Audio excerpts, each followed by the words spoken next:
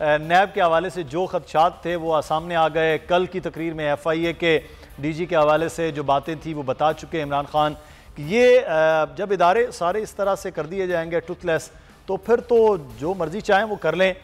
अभी इस्लाहात की बात कर रहे हैं, जब इस्लाहात इंतखाबी करके आएंगे तो फिर तो अपनी मन मर्जी होगी। अपॉइंटमेंट आपको भी पता है, जब तक पटवारियों से लेकर DC तक DPO तक अपनी जब अपॉइंटमेंट होती है उसके बाद इलेक्शन मैनेज करना तो बड़ा आसान हो जाता है। तो सिर्फ साबित हो रहा है कि इनको मुल्क की, कौम की, इस रियासत की, यहाँ के रहने वालों की कोई परवाह नहीं है। आप यकीन करें, अभी तक आप फैसले देख लेना, जिस तरह आपने बताया, इश्तिहार आप देखें कितने लगवाए जा रहे हैं, करोड़ों रुपया, कहते हैं खजाना खाली है, करोड़ों रुपए के इश्तिहार लगाए जा रहे हैं और कारकर्दगी अभी की नहीं बता रहे कि हम क्या सोच रहे हैं, क्या फैसले करने वाले हैं पीछे। नैब के में तब्दीली क्यों कह रहे हैं कि जनाब मसला क्या है, ये छोड़ने को तैयार हो जाए कि जनाब ठीक है हम केयरटेकर सेटअप पे सपुर्द करते हैं, हम जाएं, हमको बदनामी इतने मोल लें, अब गलत फैसला हो गया तो और क्या। लेकिन मसला यह है केयरटेकर सेटअप में गारंटी नहीं मिल रही कि जी ये सारे केसेस खत्म किए जाएंगे। अभी तक आप देखिए इन्होंने किया क्या है, मुल्क और कौम के लिए कुछ किया? कहा जी मैं कपड़े बेच दूंगा आटा सस्ता करने के लिए, वो इतने महंगे हो गए, कपड़े इन्होंने और खरीदने होंगे मेरा ख्याल है, पता नहीं कब बेचेंगे। आटा महंगा हो सकता है सर उन कपड़ों की कीमत अच्छी ना लगी हो तो इसलिए वो आटे से भी सस्ते हो, आटा महंगा हो गया हो, ये भी तो हो सकता है उसामा जी, तो कपड़ों की अच्छी कीमत ना लगी।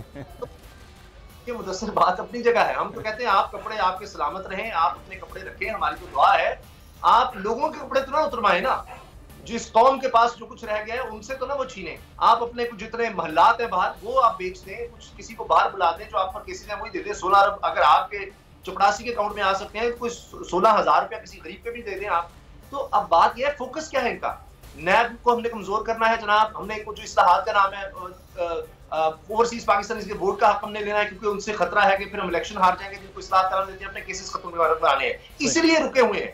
जिस दिन ये काम हो गया जरदारी साहब कि पहले काम कर दो फिर हम जाने का सोचेंगे। बिल्कुल, ये जरदारी साहब वाली जो आप बात कर रहे हैं, मैं चाहूंगा मैं ये मुराद सईद साहब से कि जरदारी साहब चाहते नहीं है कि जल्दी इलेक्शन हो, कुछ जमातें चाह भी रही हैं कि इलेक्शन की जानिब जाया जाए, तो फौरी इलेक्शन के हक में क्यों नहीं नजर आ रहे आपको ये लोग, मुराद साहब?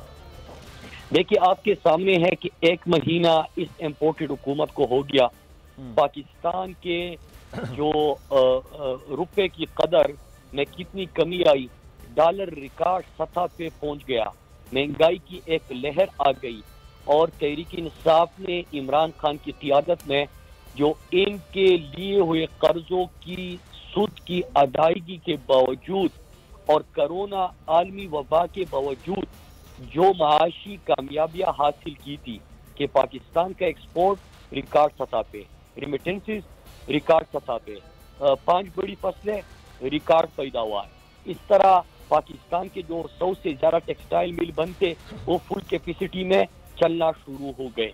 तो ये और कोरोना आलमी वबा, दुनिया ने माना कि पाकिस्तान ने जो 2 ममालिक का जिक्र हुआ कि जिन्होंने बेहतर अंदाज में अपने लोगों को भी इस बीमारी से बचाया और लोगों को बेरोजगारी से भी बचाया और अपनी मईशत को नुकसान से भी बचाया, तो उसमें पाकिस्तान का जिक्र आया और पाकिस्तान की कामयाबियों का जिक्र हुआ। इस तरह हमारा एहसास प्रोग्राम उनका जिक्र हुआ, लेकिन 1 महीने के अंदर ये बुरी तरह एक्सपोज हो गए। ये लेकिन मुराद सईद साहब मौजूदा हुकूमत तो सर आप पर इल्ज़ाम लगाती है आपने मईशत तबाह कर दी है, अब उनके लिए मुश्किल फैसले हो रहे हैं, वो फैसले भी नहीं कर पा रहे हैं, लंदन जाते हैं, इधर आते हैं, शहबाज शरीफ साहब फैसला नहीं कर पा रहे, शायद उनके पास भी इख्तियार नहीं, तो आप पर इल्ज़ाम लगाते हैं मईशत तबाह आपने की। देखिए जब आप बैरूनी ताकतों के अलाकार बन के साजिश के तहत चोर दरवाजे से चोर और डाकू को मुसल्लत करते हैं और आते हैं तो इसी किस्म की कंफ्यूजन होती है। पूरी काबीना 1 हफ्ते तक बल्कि उससे ज्यादा लंदन जाके एक मफरूर और इश्तिहारी से मशवरे कर रही थी और उससे इजाजत ले रही थी। उसके साथ जो वजीर खजाना यहाँ पे बनाया और जो वहां पे बैठा हुआ है वो सर्टिफाइड इश्तिहारी बैठा हुआ है।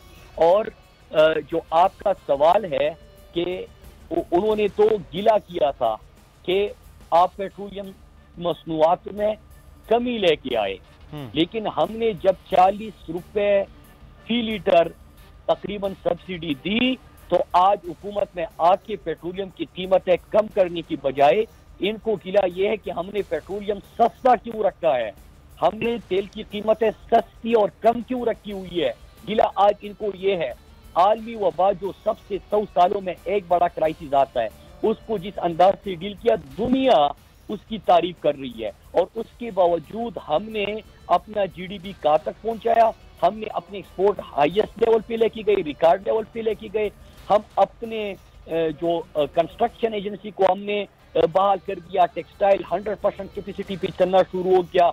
हमारा इसके साथ कामयाब पाकिस्तान का प्रोग्राम शुरू हो गया, पिछले 10 सालों में सबसे ज्यादा रोजगार पैदा कर दिया। तो ये तमाम माशी कामयाबियां थी, लेकिन क्या हो गया कि 1.5 महीने आके आज मसनूई गंदुम का बहरान पैदा हो रहा है। आज आप खैबर पख्तूनख्वा के ऊपर गंदुम बंद कर रहे हैं, आज आप पेट्रोलियम के हवाले से फैसले नहीं कर पा रहे। आज आपको दुनिया जो है पहले आपसे अपनी मर्जी के फैसले करवाना चाहती है। क्योंकि सब्सक्राइब करें और बेल दबाएं ताकि कोई खबर रह न जाए।